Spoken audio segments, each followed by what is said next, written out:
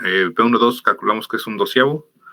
P2,2 calculamos que es 7 sesentiavos. Entonces vamos a ver qué pasa con el último. Si P1,2 era un doceavo y P2,2 era 7 sesentiavos, ¿sí? Como tuvimos aquí. Entonces, P1,1 era 5 por P1,2 más 6 P2,2, ¿no? O sea, 5, un doceavo, más 6 por 7 sesentiavos, ¿no? Entonces, está igual a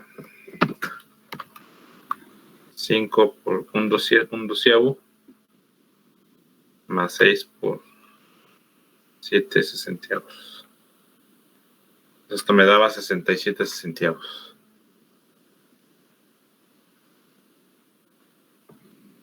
Ahí está. Entonces ya tenemos los valores de P1,1, P1,2 y P2,2. ¿Sí? P1,2,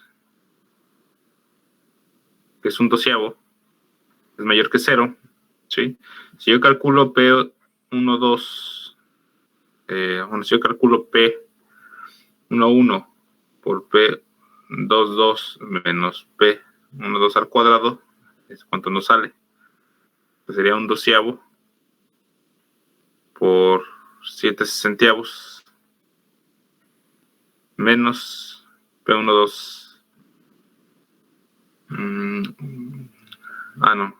No, es al revés.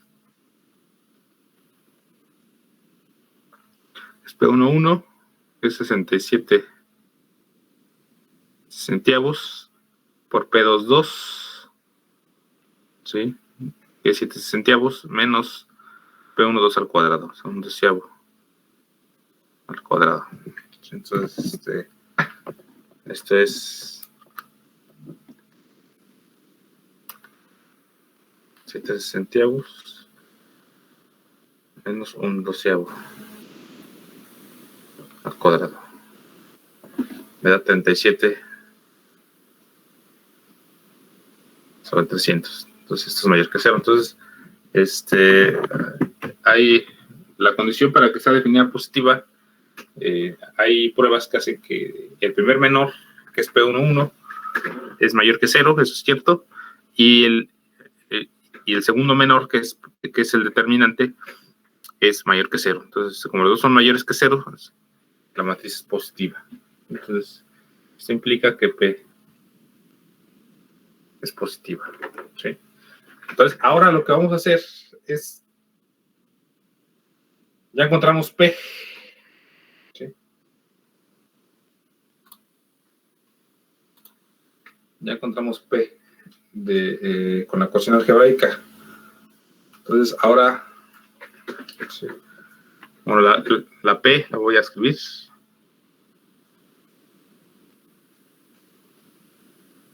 Entonces, la P es igual a P1,1, P1,2, P1,2 y P2,2. Eso es igual a 67 centavos, un doceavo y P2,2, 7 centavos. Sí, que es una matriz simétrica, miren, es simétrica, por esto pues es definida positiva. Entonces, es una matriz que nos sirve. Entonces vamos a poner esa matriz, ¿sí? La matriz P la vamos a sustituir. Entonces P se sustituye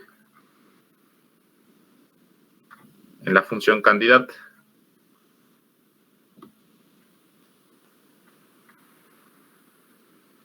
Que es B de X igual a un medio de X transpuesta por P por X.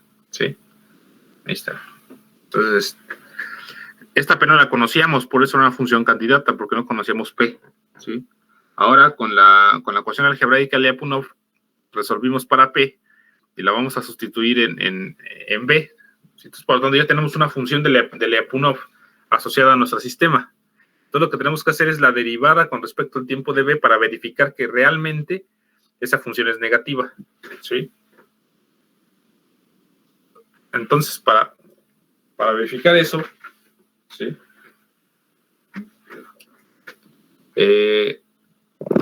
Como X es un vector de R2, ¿sí? Significa que X de T, esta X es X1, X2, ¿no? Entonces, es un vector columna. Entonces, por lo tanto, B de X, que es un medio de X transpuesta por P por X, es igual a un medio de X1, X2 por P. Yo la voy a poner aquí, que es 67 sesentiavos. Un doceavo y 7 sesentiavos. Multiplicado por X1, X2. ¿Sí? Ahí está. Entonces, si yo multiplico esta matriz por este vector, o matriz columna, voy a tener una matriz columna. ¿Sí? Entonces, esto es un medio de X1, X2 por, multiplico fila por columna, me queda 67 sesentiavos de X1 más un doceavo de X2. ¿Sí? Y abajo esta fila por columna X1, un veinteavo, ¿no? Un doceavo. Ahora esta fila con esta columna tendría un doceavo de X1 más 7 sesentiavos de X2. ¿Sí?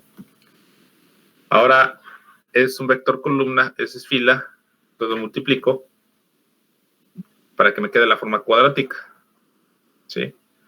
Entonces aquí tendría un medio. Es este término por todo este. Entonces sería 67 sesentiavos por X1 al cuadrado, ¿sí? Más un doceavo de X1 por X2. O sea, es ese término por todo este. ¿Sí? Queda esto. Más un doceavo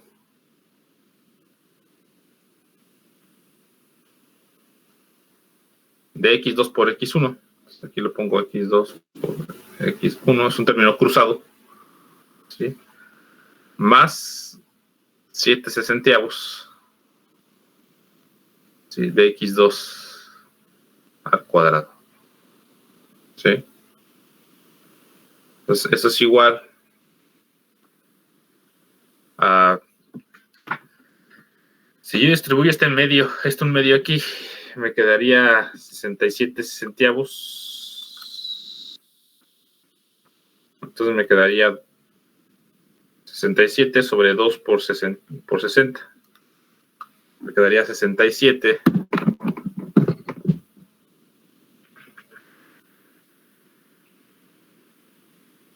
sobre 120 X1 al cuadrado más 1 sobre 24, ¿sí?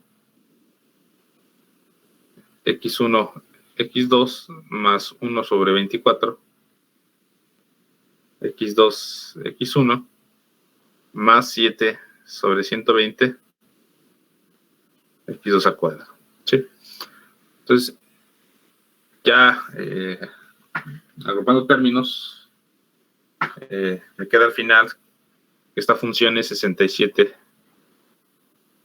sobre 120, X1 al cuadrado, más, yo tengo dos, si yo sumo un 24avo más un 24avo, va a tener dos 24avos, ¿sí? Que sería un doceavo, ¿sí? Sería un doceavo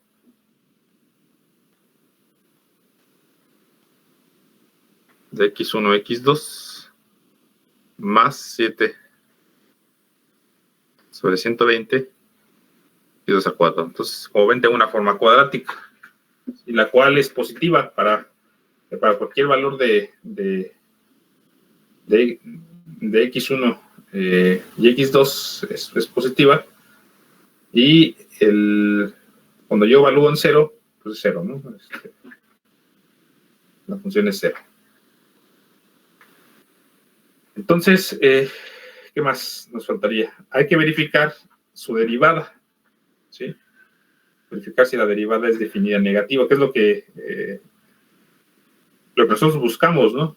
¿Sí? O sea, todo ese desmán que hicimos es para encontrar esa P, es para que esa P satisfaciera las condiciones, ¿sí? De que fuera definida negativa, ¿sí? Porque queremos estabilidad asintótica, ¿sí?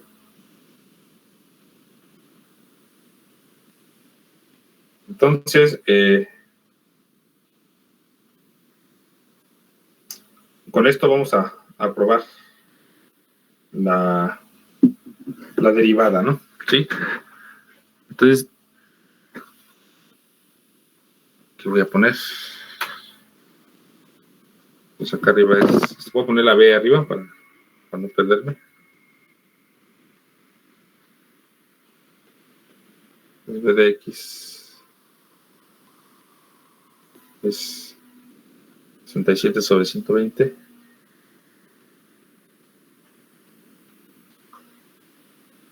Es al cuadrado más un doceavo.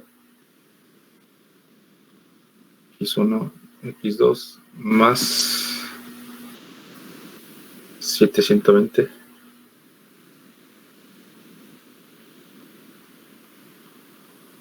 Es al cuadrado. Bueno, aquí está esto. Yo sé que mi sistema X punto es 0, 1. Esta ecuación es del sistema, ¿no? 0, 1, menos 6 y menos 5.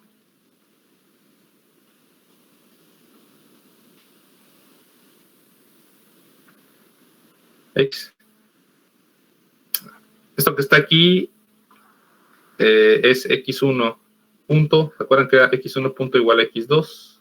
Si yo multiplico esta matriz por este vector, sale esto. O sea, recuerden que x punto también es un vector que contiene x1 punto y x2 punto, porque estamos en dos dimensiones. Entonces, x1 punto le corresponde x2, ¿sí? Aquí está 0 y 1. Cuando multiplico por x1 y x2, sale x2, ¿no? Y x2 punto, sí que son las ecuaciones de estado, ¿no? Y x2 punto es menos 6, x1 menos 5, x2. Sí, pues aquí tengo las ecuaciones de estado porque son las que me van a pedir, ¿no? Ahorita. Sí, entonces ya tenemos la función de Lyapunov, tenemos el sistema. ¿Sí? Entonces, con esta consideración, vamos a derivar la función b. Entonces, la derivada de b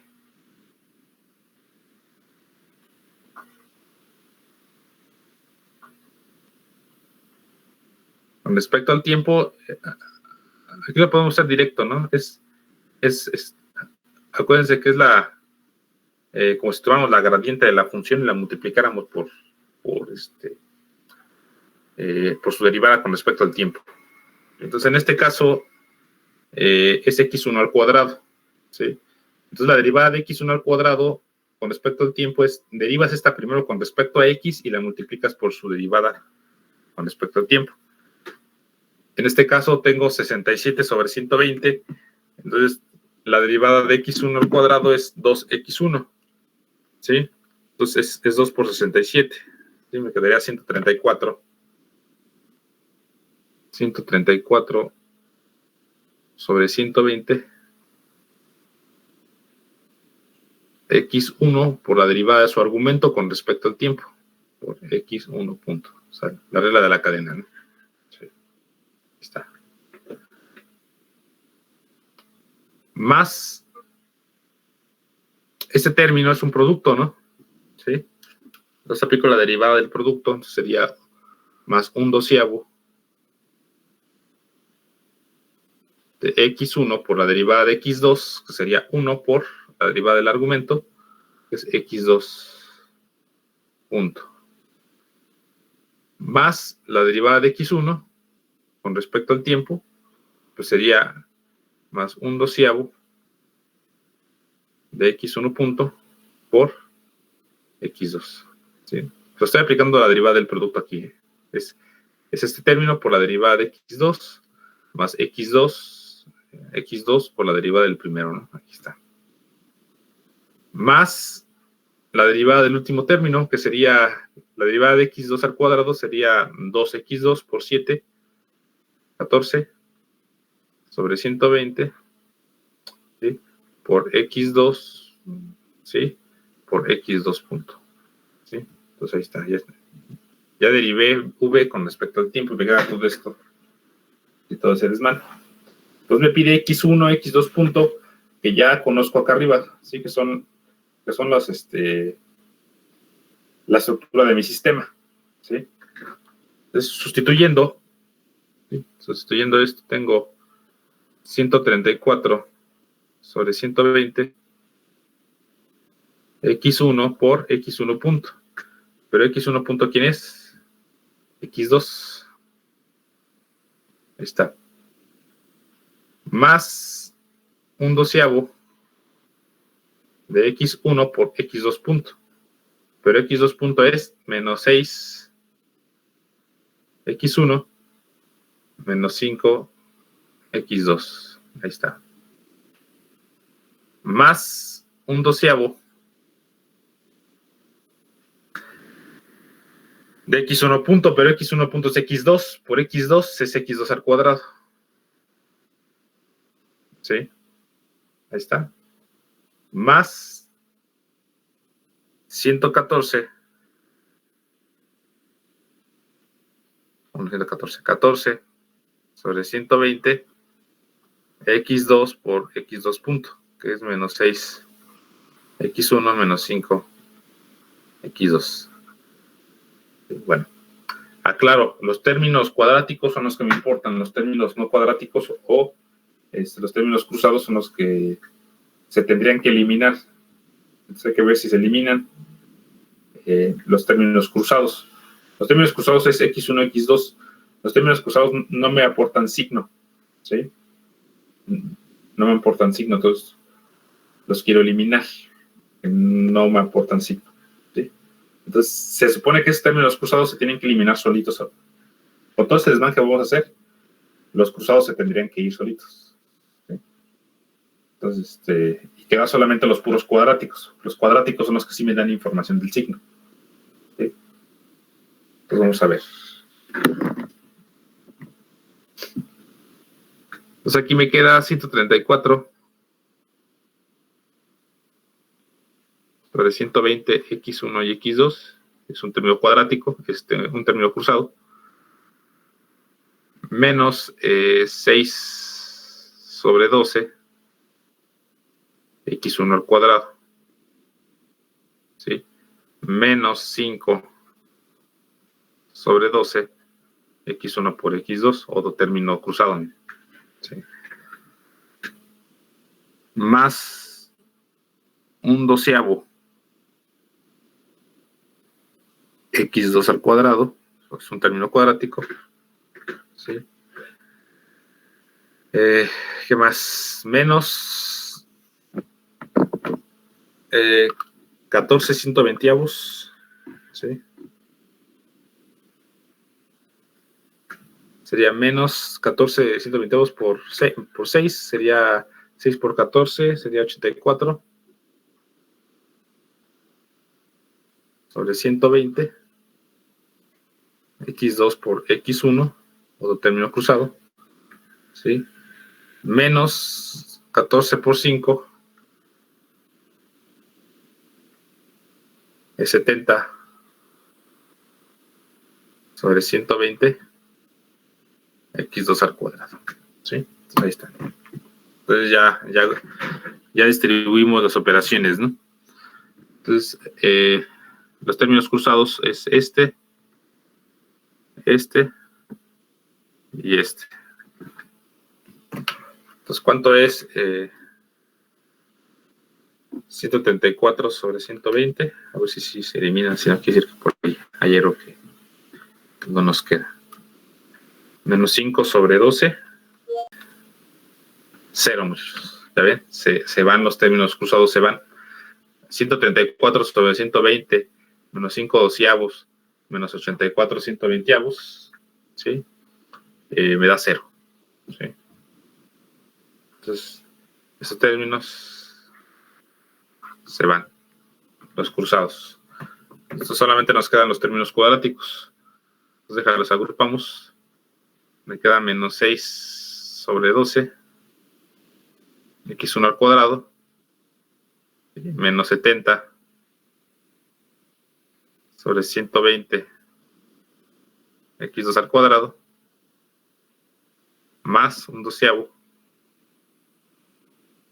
de x2 al cuadrado. Y esto es igual a menos 6 sobre 12, x1 al cuadrado, y menos 70, 120avos, más un doceavo, me queda menos un medio.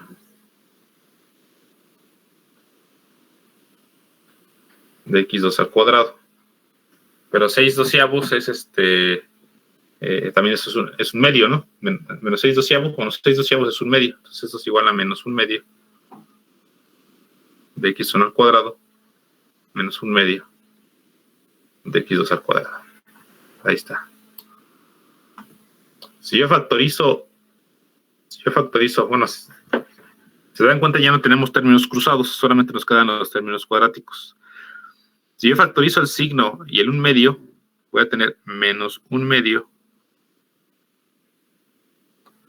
de x1 al cuadrado más x2 al cuadrado. ¿Sí? Entonces, esto de aquí, ¿sí? x1 al cuadrado más x2 al cuadrado, para cualquier valor de x1 y de x2 siempre va a ser positivo. ¿Sí? Por el signo negativo va a ser negativo. Y cuando yo evalúe la derivada en 0, pues esto es 0 al cuadrado más 0 al cuadrado es 0. ¿Sí? Entonces quiere decir que la derivada, sí, efectivamente es definida negativa. ¿Sí? Incluso este x1 al cuadrado y x2 al cuadrado, si recuerdan bien, es la norma al cuadrado.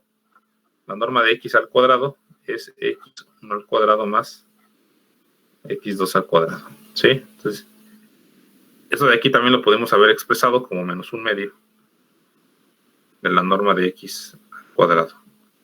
¿Sí? Como la norma siempre es definida positiva, porque es una longitud, es una magnitud, ¿sí? Es una cantidad definida positiva, por el signo negativo se iba a convertir en definida negativa. ¿Sí? Entonces, podemos concluir que sí se cumple, ¿no? La matriz P que calculamos sí nos da condiciones para, ¿cómo se llama? La matriz P satisface la B que nosotros queremos, ¿sí? Y esa B que nosotros queremos es que esa B, su derivada sea definida negativa, ¿sí? Y tiene sentido porque ¿cuáles son las raíces de este polinomio? O sea, es menos 3 y menos 2, ¿sí? Como es menos 3 y menos 2, son raíces que están del lado izquierdo, ¿sí? Son raíces que me dan una matriz Hurwitz, ¿sí? Entonces, por lo tanto, ¿qué podemos concluir con ese ejercicio? Que el equilibrio, ¿no? El sistema, ¿sí? Es asintóticamente estable, ¿sí? ¿Sí? Entonces, el sistema es, entonces, por lo tanto, se puede concluir. Entonces, con lo anterior, entonces, como la derivada de b de x es igual a menos un medio de la norma de x al cuadrado, esto es negativo, ¿sí? Implica que el sistema, que todo el sistema es asintóticamente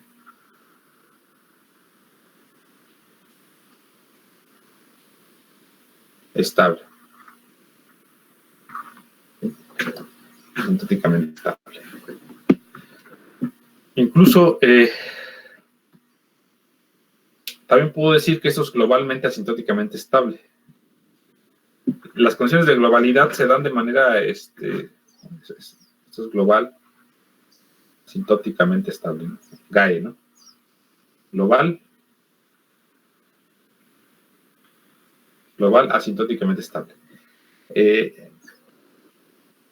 Indirectamente también nos sale que es global. ¿Por qué? Porque pues, el sistema es lineal, el equilibrio es único, está definido para todo R2, en este caso es R2. Entonces la estabilidad ya no puede ser local, ¿sí? Como el equilibrio es aislado, pues esa condición de estabilidad, ¿sí?, se vuelve global. ¿Sí, muchachos? Entonces, bueno, preguntas hasta aquí.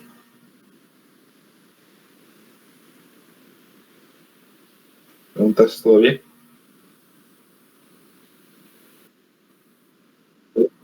Sí, profe, hasta ahora ninguna pregunta.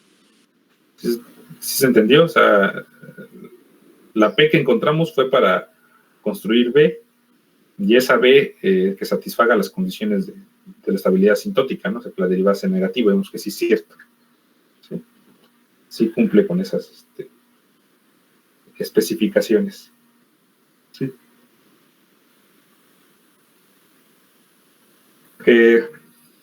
Hay un como teorema que se llama el tema de Barbachin-Krasovsky. Nada más me viene a reafirmar lo que dije, ¿no?, sobre la globalidad del sistema, la globalidad de la estabilidad. Entonces, Barbachin-Krasovsky dice lo siguiente. Teorema de Barbachin-Krasovsky.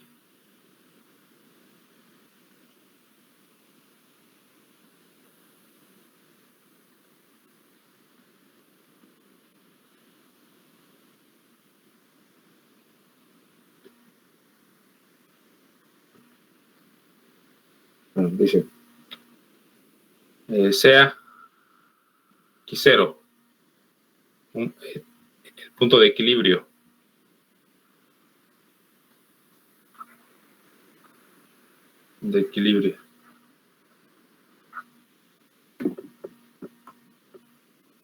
¿sí?,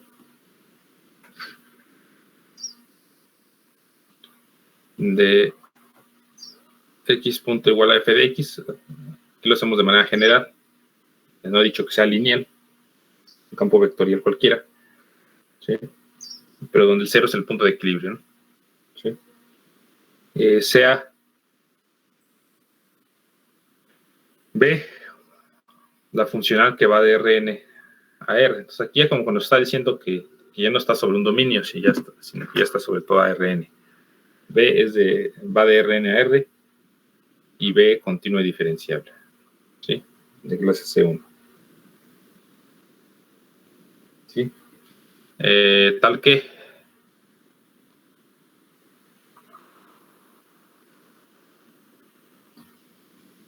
B en 0 sea 0, ¿sí?, o sea, condiciones de positividad definida. B0 es 0, ¿sí?, tal que B en 0 sea 0 y B de X sea mayor que 0. Y B de X sea mayor que 0 para toda X diferente de 0. ¿Sí? Ahí está. Entonces, aquí lo que pedimos es que si la norma de X tiende a infinito, ¿sí?, si la norma de X tiende a infinito, implica que la función B de X también tienda a infinito. ¿Sí? Son dos condiciones que tiene que tener B, ¿sí?, y la derivada de B con respecto al tiempo, pues tiene que ser negativa, ¿no? ¿Sí? Es para toda x frente a 0, por tanto, el equilibrio es global, asintóticamente estable, ¿sí? Esa condición que acabo de poner, que la función de Lyapunov o la candidata sea infinita cuando su norma sea infinita, se llama condición de radialmente desacotada. Entonces, radialmente, un poco, desacotada. ¿Sí? Bueno, porque realmente, radialmente desacotada, porque pues queremos que queremos condiciones globales, ¿sí? O sea, condiciones sobre todo el espacio R2, ¿sí? Cuando una función es radialmente no desacotada, fíjense, hay funcionales que tienen este comportamiento. Como ya les había dicho que esa vera como una elipse, ¿sí? Tenemos una curva de nivel y otra curva de nivel, otra curva de nivel, otra curva de nivel, o sea, va siendo más grande, pero de pronto pasa esto.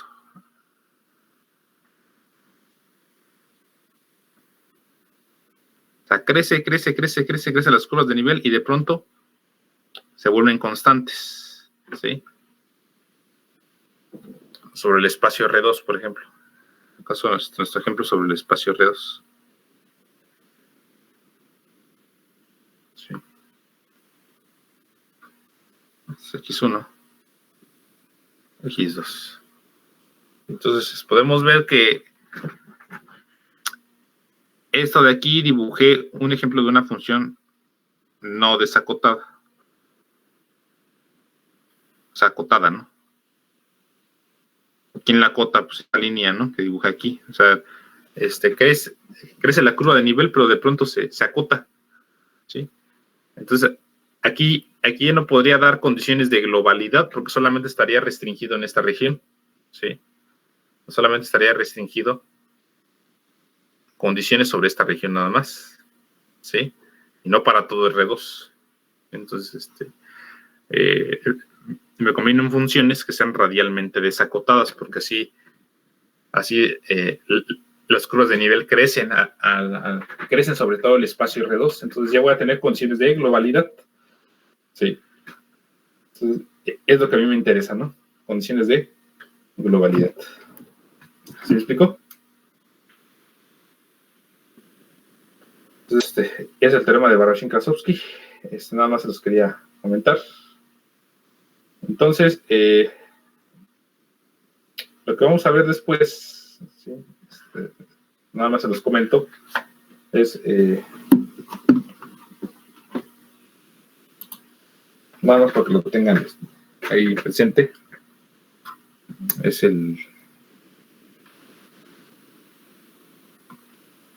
primero el principio de invarianza. De invarianza.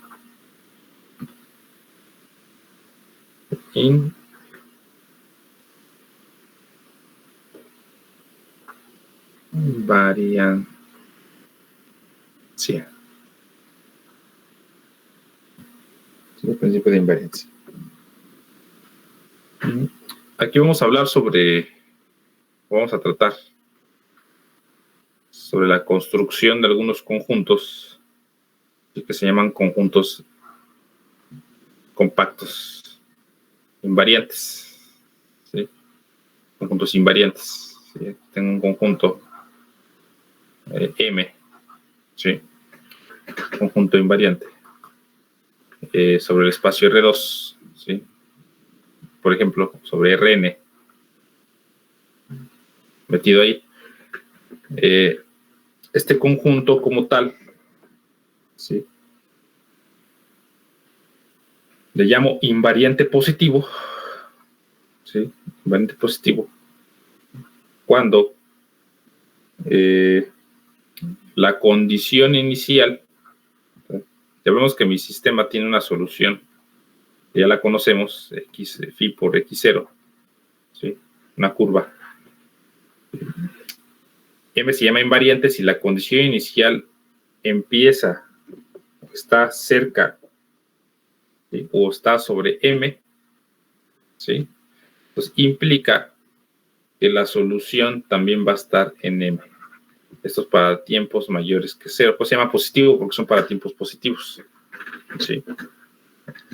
Quiere decir que este conjunto, como tal, ¿sí? Si la condición inicial está aquí,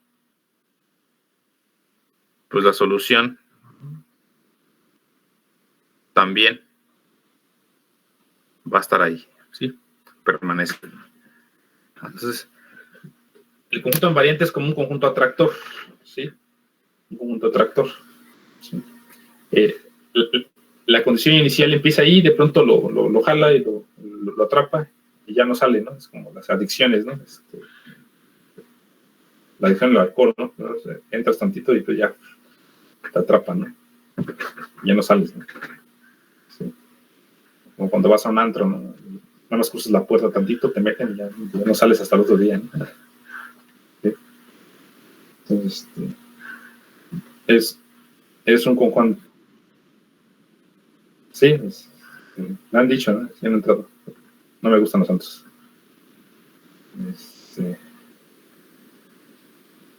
Es en serio, no me gusta. Sí, no me gusta. Alguna vez entré, pero me desesperé y me fui. Los dejé todos ahí. Y me fui para mi casa. No me gusta el ruido. Y la gente así aglomerada. ¿Sí?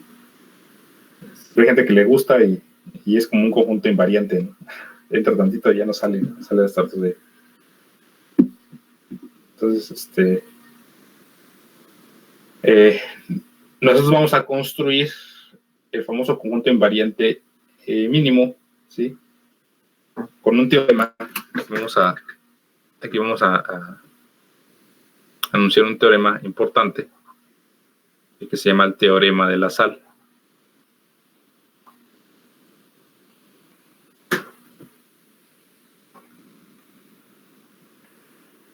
¿Sí? El teorema de la sal, ¿sí? Que habla sobre esos conjuntos invariantes mínimos, ¿sí? Los conjuntos invariantes que me sirven, ¿sí? ¿Esto por qué? ¿De dónde surge la sal? Surge de la... Cuando tengo un sistema dinámico y de pronto yo pruebo que la función de Lyapunov no me da condiciones, es positiva, 0, 0. Pero si la derivada con respecto al tiempo de b de x no me da condiciones específicas sobre la estabilidad, ¿sí? O sea, falla, ¿sí? Entonces falla, ¿sí? Entonces lo que tenemos que recurrir es en la construcción del conjunto compacto invariante, ¿sí? Incluso al más pequeño, donde la única solución que viva ahí sea la solución trivial, ¿sí? Entonces, cuando logramos probar que exactamente la única solución que viva ahí es la trivial, entonces ya podemos concluir que el sistema o el equilibrio es asintóticamente estable, ¿sí? Entonces, el teorema de la sal se ocupa mucho en robótica, ¿sí? No en robótica para hacer zumos, ¿no? Es robótica de veras, ¿no? Sí. En teoría de la robótica, más que nada, para que entiendan. Cuando digo robótica, piensan que van a ser robots. Pero en teoría de la robótica se utiliza mucho el teorema de la sal. ¿Sí? Entonces, con esta parte yo acabaría, ya terminando con esto, ya terminaría con este análisis. Es un análisis de la solución, ¿sí? Análisis como interno del sistema, ¿sí? Y pasaría a otro análisis que se llama el análisis estructural, ¿sí? Análisis estructural. Cuando hablo de análisis estructural es del análisis de la controlabilidad y la observabilidad, ¿sí? Ya tengo un parámetro para medir que es la estabilidad, dices, pues yo quiero diseñar un control que me asegure la estabilidad asintótica, ¿no? Sí. Pero ahora la pregunta es, sí, mi intención es diseñar un control, pero ¿mi sistema es controlable? ¿Sí? ¿O es alcanzable? ¿Sí? ¿O mi sistema es controlable en todo el espacio? ¿Sí? Por ejemplo, si mi sistema es de 3 dimensiones, ¿mi sistema alcanza todo el espacio R3? La pregunta es no. ¿Qué parte del espacio solamente alcanza? Dices, solamente alcanza su subespacio. ¿Sí? O sea, solamente tu sistema es controlable en el plano, ¿sí? No en R3. ¿Sí? O tu sistema es controlable nada más en la unión, en la suma directa de dos planos. ¿Sí? Nada más ahí es controlable. Fuera de ahí ya no es. ¿Sí? Ese tipo de análisis no lo hacen profesores usuales, ¿no? De Control 3. Es por ahí, no digo nombres, pues por ahí están inmiscuidos, ¿no? Solamente los profesores que vienen del posgrado, por ejemplo, Cantera, yo, Yair, Maya, son los que enseñan esa parte de la destrucción del sistema en subespacios. ¿Sí? Otros profesores les dicen, el sistema no es controlable. No es controlable, bueno, ahí nos vemos, ya, pasamos de tema. O mi sistema no es observable, bueno, está bien, de modo, pasemos a otro tema, ya no es observable, ya no podemos hacer nada. O sea, dicen eso, ya no podemos hacer nada, ¿sí? Pero en realidad sí se puede hacer algo. Y ese algo es destruir el sistema, el espacio, destruirlo en subespacios, ¿sí? O incluso factorizar los subespacios, ¿sí? En clases disjuntas, ¿sí? Y con eso trabajar, ¿sí?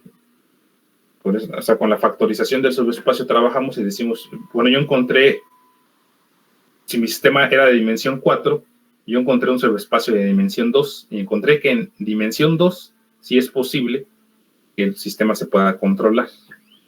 Ajá. No en 4, ¿sí? En 4 dimensiones no pudimos, porque la misma estructura me lo define, pero encontramos un subespacio, que es el subespacio de alcanzabilidad, en el que mi sistema sí es alcanzable, o sea, sí es controlable. Sí se pueden alcanzar otros estados dentro del plano, por ejemplo. ¿Sí?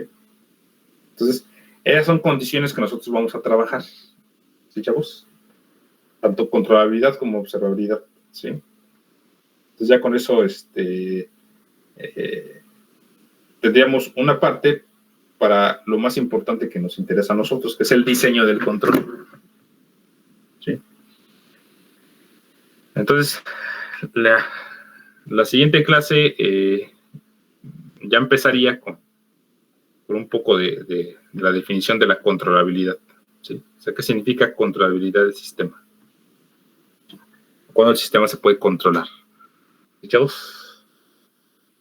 ¿Preguntas? Pues no, profe, hasta el momento no. Bueno, sí, es que luego hay profesores usuales, sí. ¿Quién se puede controlar? Bueno, ya pasemos a otro tema. Ya. Se quedan con lo que dijeron, ¿no? Entonces, pero no, aquí somos